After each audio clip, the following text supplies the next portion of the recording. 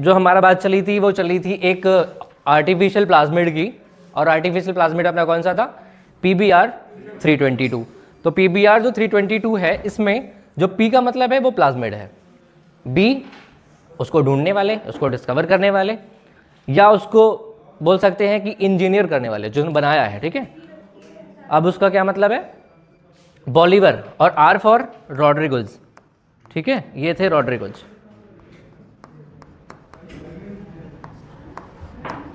ठीक है, अब इसमें हमें क्या है, इसके दो फायदे एक मिलते हैं हमको।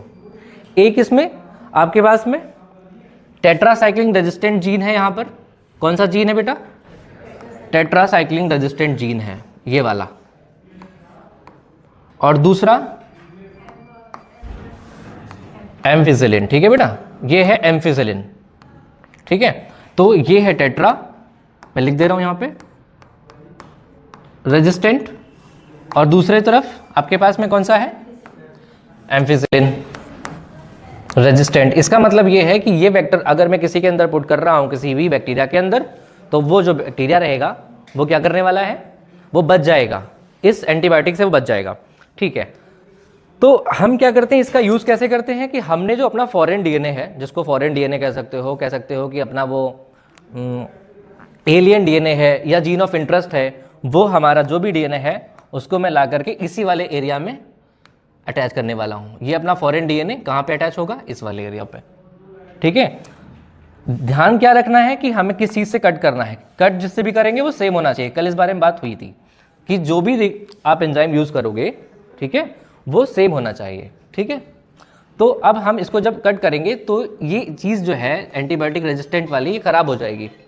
ठीक है, खराब जब हो जाएगी तो इस चीज़ को हम लोग बोलते हैं इंसर्शनल इनएक्टिवेशन। ठीक है, लेकिन अभी भी हमारे पास दूसरी वाली तो बची हुई है, दूसरे वाला तो बचा हुआ है ना, ये वाला तो अभी भी रेजिस्टेंट है। ये ऐड होने के बाद ये टेट्रासाइक्लिन रेजिस्टेंस से टेट्रासाइक्लिक सेंसिटिव हो जाएगा। मतलब अब अगर इसको टेट्रासाइक्लिन दिया जाए तो ये नहीं बच पाएगा। ठीक है, अब हम ये सारी चीज़ें लैब में कर रहे हैं, हमें नहीं पता है कि कोई भी चीज़, मतलब ये जो फॉरेन डीएनए इसमें अटैच हुआ है या नहीं हुआ है, हमें नहीं पता। अगर अटैच हुआ है तो फिर इस वेक्टर का नाम क्या होगा, अटैच हो जाने के बाद कैसा दिखने वाला है ये, चलिए उसको बना लेते हैं। अटैच हो जाने के बाद में ये कुछ चेंज हो जाएगा यहाँ पे। ठीक है, और वो जीन आपने खराब ही कर दी थी। कौन सी वाली जीन खराब कर दी थी आपने, टेट्रासाइक्लिन वाली। लेकिन अभी भी मेरे पास इंटैक्ट जीन जो बची हुई है, वो कौन सी जीन बची हुई है इंटैक्ट, एम्फिसिलिन वाली। ठीक है, पर हम ये चीज़ अभी बना रहे हैं, इस पे देख रहे हैं, कर रहे हैं, पेपर पे करते हैं, दिखता रहता है, पर लैब में पेट्री डिश में हमें ये चीज़ें दिखती नहीं है। ठीक है, फिर हम कैसे पता करेंगे। अभी इसका नाम, इससे पहले क्या नाम था इसका, यहाँ पे ये हमारा एक नॉर्मल वेक्टर था। ठीक है, लेकिन अब इसके बाद में ये क्या चीज़ जो बनी है, जब ये इसमें हमने मॉडिफाई कर दिया है, इसका जीनोम चेंज है, ऐसे में इसका नाम पड़ जाएगा रिकॉम्बिनेंट। क्या पड़ जाएगा बेटा, रिकॉम्बिनेंट, रिकॉम्बिनेंट वेक्टर। पर अगेन हमारे पास प्रॉब्लम ये है कि हमें नहीं पता है कि कौन सा नॉर्मल वेक्टर है, कौन सा रिकॉम्बिनेंट वेक्टर है। ठीक है, क्योंकि हम इसको अपनी आंखों से नहीं देख सकते। क्यों नहीं देख सकते, क्योंकि एक तो सेल बहुत छोटा, उसके अंदर वेक्टर बहुत छोटा, तो हमें दिखना है नहीं। और इसके बाद हमें इसको लेके जाना है कहाँ पर, किसी और ऑर्गेनिज्म में। एक ऑर्गेनिज्म जो ज़्यादातर आप इसको प्रोकैरियोटिक लेते हैं, बैक्टीरिया, इसके अंदर इसको इंसर्ट करना है। इंसर्ट करने के प्रोसेस को क्या कहते हैं, ट्रांसफॉर्मेशन कहते हैं। बेटा क्या कहते हैं, ट्रांसफॉर्मेशन कहते हैं। अगर ये इसके अंदर पहुंच गया तो चांसेस ये भी हैं कि नहीं पहुंचे, चांसेस ये भी है कि नहीं भी पहुंचे। अगर हमारे पास 1000 ई-कोलाई हैं, बेसिकली हम ई-कोलाई ही लेते हैं। ई-कोलाई क्यों लेते हैं, उसका भी एक रीज़न है कि ई-कोलाई का जो जनरेशन टाइम है वो 20 मिनट का है, जल्दी जल्दी रिजल्ट हमें मिल जाते हैं। ठीक है, तो ट्रांसफॉर्मेशन इसके अंदर ई-कोलाई में हमें कराना है। ठीक है, हो भी जाएगा, पर हमें पता कैसे चलेगा कि ये ट्रांसफॉर्मेंट हुआ है कि नहीं हुआ है, ये कैसे पता चलेगा कि ये जो है वेक्टर नॉर्मल रहा या रिकॉम्बिनेंट हो गया है। तो उसके लिए ये जो आपका टेट्रासाइक्लिन रेजिस्टेंस जीन है ना, ये सेलेक्टेबल मार्कर की तरह काम करेगा। किस तरह काम करेगा? सेलेक्टेबल मार्कर की तरह। चलिए देखते हैं क्या क्या चीज़ें हो सकती हैं।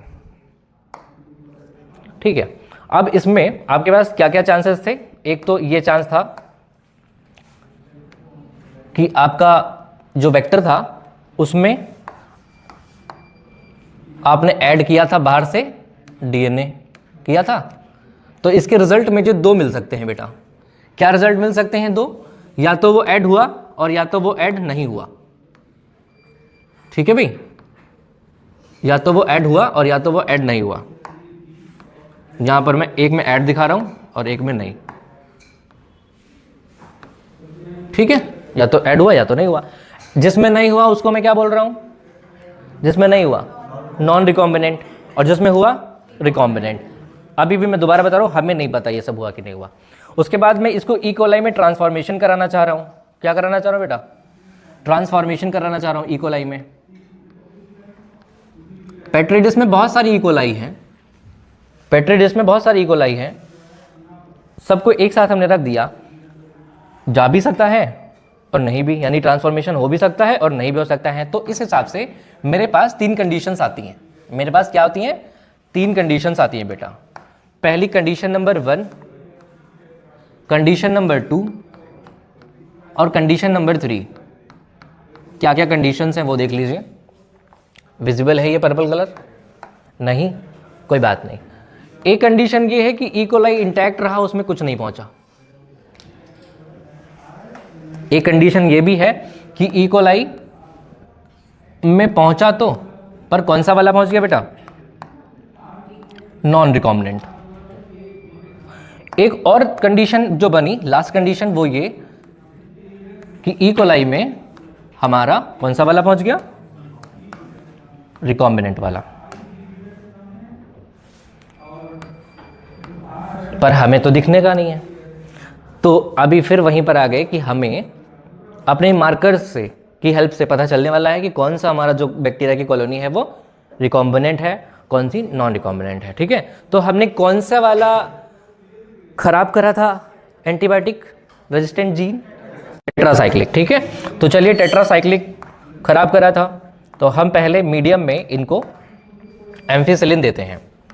जो भी इनका प्लेट है, जिस प्लेट में आपने ये कल्चर कर रखा है, ठीक है, अब जब एम्फिसिलिन दोगे तो इसके पास कोई जीन है क्या? ई कोलाई के पास अपना नेटिव कोई भी एंटीबायोटिक रेजिस्टेंट जीन नहीं होता है। ई कोलाई के पास अपना कोई जीन नहीं होता है एंटीबायोटिक। तो ई कोलाई को आप कोई भी एंटीबायोटिक दोगे तो वो मरेगा मरेगा। तो एम्फिसिलिन जब आपने दिया तो क्या ये बचेगा? ये तो मर जाएगा। इसका जीन तो अभी भी इंटैक्ट है ना एम्फिसिलिन वाला, वो तो हमने इनएक्टिवेशन किया नहीं था, इंसर्शनल इनएक्टिवेशन, तो ये भी बचेगा कि मरेगा? ये भैया बच जाएगा। ठीक है, और ये वाला जो अगला वाला है, इसमें आपने खराब तो किया था पर टेट्रासाइक्लिन वाला किया था। कौन सा बच गया था? एम्फिसिलिन वाला। यानी इस मीडियम में ये सेव हो जाएगा, सर्वाइव करेगा। अब हम मीडियम चेंज कर दे रहे हैं। मीडियम में क्या दे रहे हैं उसको? टेट्रासाइक्लिन रेजिस्टेंट जीन दे रहे हैं। टेट्रासाइक्लिन रेजिस्टेंट जीन देंगे तो ये वाला बताइए, इसके पास तो पहले कुछ था ही नहीं, ऑलरेडी ये भी डेड है, तो चलिए ये डेड। ये वाला, इसके पास दोनों जो जीन है वो इंटैक्ट हैं, तो ये सर्वाइव करेगा कि नहीं करेगा? ये वाला क्या होगा? ये वाला डेड हो जाएगा, ये वाला डेड हो जाएगा। एनसीईआरटी आपसे कहती है कि एक एंजाइम आपको रिकॉम्बिनेंट और नॉन रिकॉम्बिनेंट बताता है और एक एंजाइम आपको ट्रांसफॉर्मेंट और नॉन ट्रांसफॉर्मेंट बताता है। तो कौन सा वाला एंजाइम आपको ट्रांसफॉर्मेंट नॉन ट्रांसफॉर्मेंट बता दिया? कौन सा वाला? ये जो टेट्रासाइक्लिन वाला है, इसने आपको क्या बताया है कि इन सब में से कौन सा आपका रिकॉम्बिनेंट था और कौन सा नहीं था। ठीक है, तो यहाँ पे देखिए, ये वाला जो था ये दोनों कंडीशन में मर रहा है, इसका मतलब इसके पास कोई भी नहीं है, इसके पास कोई भी नहीं है। तो इसको मैं क्या लिख दूँ? Non transformant. नॉन ट्रांसफॉर्मेंट मतलब इसके अंदर कोई भी नहीं गया बेटा, नॉन ट्रांसफॉर्मेंट, कोई भी नहीं गया। इन दोनों में एम्फिसिलिन दोनों में इंटैक्ट है, एम्फिसिलिन से बच जा रहे हैं, इसका मतलब पहले तो नहीं बचने के थे, ई कोलाई ऐसे तो नहीं बचता था, अब बच रहा है, इसका मतलब क्या है कि ये ट्रांसफॉर्मेंट है। ठीक है, ये है ट्रांसफॉर्मेंट। चलो हमें ट्रांसफॉर्मेंट नॉन ट्रांसफॉर्मेंट पता चल गए। ठीक है। अब अगला जो है केस वो ये है कि हमें पता कैसे चले रिकॉम्बिनेंट है कि नॉन रिकॉम्बिनेंट, तो वो दूसरा वाला हमारा जीन बता गया। ठीक है, तो इसमें ये वाला जो है जो दोनों ही में सर्वाइव कर गया, इसका मतलब ये कौन सा है, नॉन रिकॉम्बिनेंट है कि नहीं, नॉन रिकॉम्बिनेंट है। और उस वाले में ये रिकॉम्बिनेंट है।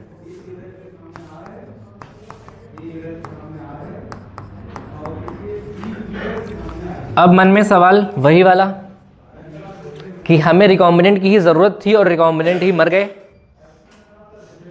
रिकॉम्बिनेंट की ही तो ज़रूरत थी, हमारा जीन ऑफ इंटरेस्ट किस में ऐड है, जीन ऑफ इंटरेस्ट हमारा रिकॉम्बिनेंट में ही ऐड है, और वही हमारा किल हो रहा है, सर्वाइव नहीं कर पा रहा।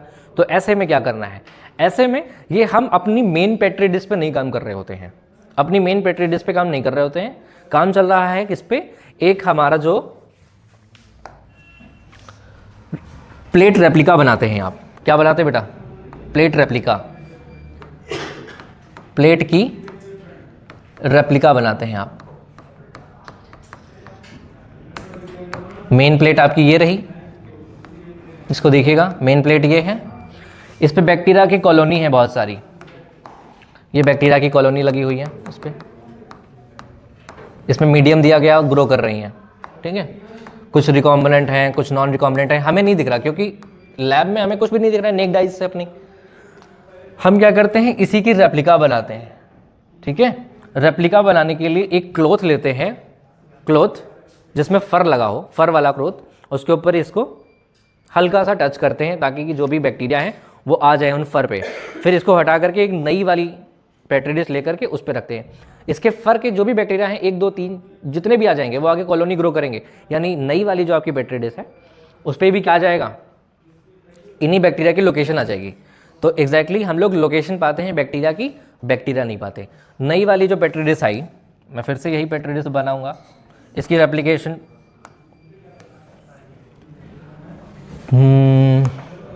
ये हमने एक रेप्लिका बना ली उसकी। ठीक है, अब अगर यहाँ के लोग मर रहे हैं, जैसे मैं इसको इरेज कर रहा हूँ, ठीक है, सपोज यहाँ की कॉलोनी गायब हो रही है, ये कॉलोनी नहीं है, इधर की कॉलोनी नहीं है मेरे पास, इधर की कॉलोनी गायब हो रही है। ठीक है, जो कॉलोनी यहाँ पर नहीं रही, इसका मतलब यही लोकेशन हम यहाँ पर सर्च करेंगे, इस लोकेशन पे आएंगे और हम जान जाएंगे कि यार इस जगह पे ना और इस जगह पर हमारे कौन से लोग हैं, रिकॉम्बिनेंट हैं। हम पता कर पाएंगे कि इस जगह पर हमारे रिकॉम्बिनेंट हैं। ठीक है, इसको हम लोग बोलते हैं प्लेट रेप्लिका। पर एनसीईआरटी कहती है कि इसमें बहुत टाइम जा रहा है, एक प्लेट बनाना है, फिर दोबारा दूसरी प्लेट बनानी है, रेप्लिका बनानी है। ठीक है, तो बोल रहे हैं कि ये कम्बरसम एक जो है प्रोसेस है। तो इसके अलावा कोई और मेथड है क्या, तो इसके अलावा हमारे पास एक और मेथड है जिससे हम चेक कर सकते हैं कि रिकॉम्बिनेंट है कि नहीं रिकॉम्बिनेंट है। वो क्या मॉडल है, उसमें मैं वेक्टर चेंज कर देता हूँ। पहले हमने कौन सा वेक्टर लिया था, PBr322, P for plasmid, B for Bolivar, R for Rodriguez. ठीक है, और अब मैं जो लेने जा रहा हूँ वो कौन सा लेने जा रहा हूँ, दूसरा कोई वेक्टर, PUC वेक्टर। ठीक है,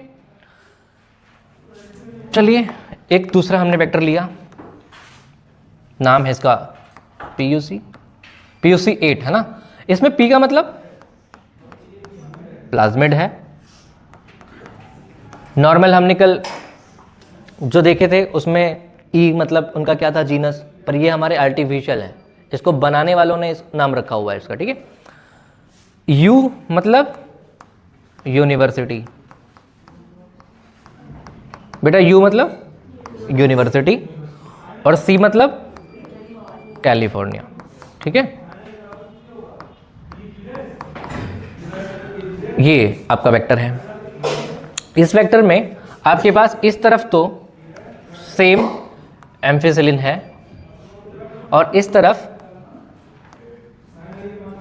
दूसरा जीन है। कौन सा जीन है ये, क्या बनाता है, बीटा गैलेक्टोसिडेज। क्या बना रहा है, बीटा गैलेक्टोसिडेज बना रहा है। नॉर्मल कंडीशन में ये क्या बनाने वाला है बेटा, दिख रहा है नहीं दिख रहा है, बीटा गैलेक्टोसिडेज।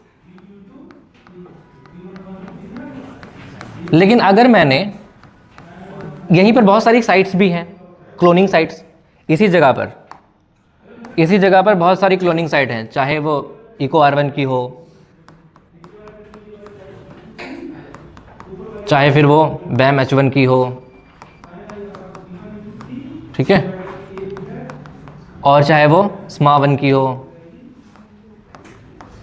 ठीक है, बहुत सारी क्लोनिंग साइट है। अगर मैंने किसी भी क्लोनिंग साइट पर अपना DNA ऐड किया तो फिर ये क्या बीटा गैलेक्टोसिडेज बनेगा?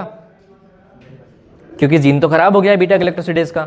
तो ये क्लोनिंग साइट खराब करते ही अगर मैं इसमें अपना फॉरेन DNA ला करके ऐड करूं, यहाँ पर इसको ऐड करूं तो ये खराब हो जाएगा। जैसे ही ये खराब हो जाएगा तो बीटा गैलेक्टोसिडेज बनेगा क्या? बीटा गैलेक्टोसिडेज नहीं बनेगा। और इसी चीज़ का फ़ायदा उठा लिया हम लोग ने। कैसे कि बीटा गैलेक्टोसिडेज अगर बनता है, ठीक है, तो ये एक क्रोमोजेनिक सब्सटेंस होता है एक्सगाल, उसको पा करके कैसा कलर देता है? ब्लू कलर, ठीक है। और अगर नहीं बन रहा है तो इसका मतलब कि रिकॉम्बिनेंट नहीं है और ब्लू कलर नहीं आया।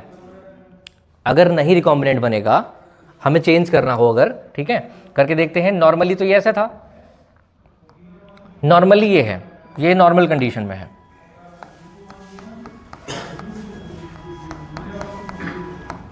एक्टिव इंसर्शनल इनएक्टिवेशन के बाद क्या होने वाला है? इंसर्शनल इनएक्टिवेशन के बाद क्या होने वाला है? खराब होने वाली है इनका ये वाला, ठीक है, ये चीज़ इनकी वेस्ट हो जाएगी। और क्या अब बनेगा बीटा गैलेक्टोसिडेज? नहीं बनेगा आफ्टर इनएक्टिवेशन, ठीक है। इंसर्शनल इनएक्टिवेशन के बाद बीटा गैलेक्टोसिडेज नहीं बनने वाला है। बीटा गैल नहीं बनेगा तो इसको सबस्ट्रेट जब मिलेगा, कैसा सबस्ट्रेट बेटा? क्रोमोजेनिक मतलब कलर देने वाला। क्रोमोजेनिक सबस्ट्रेट जब उसको नहीं मिलेगा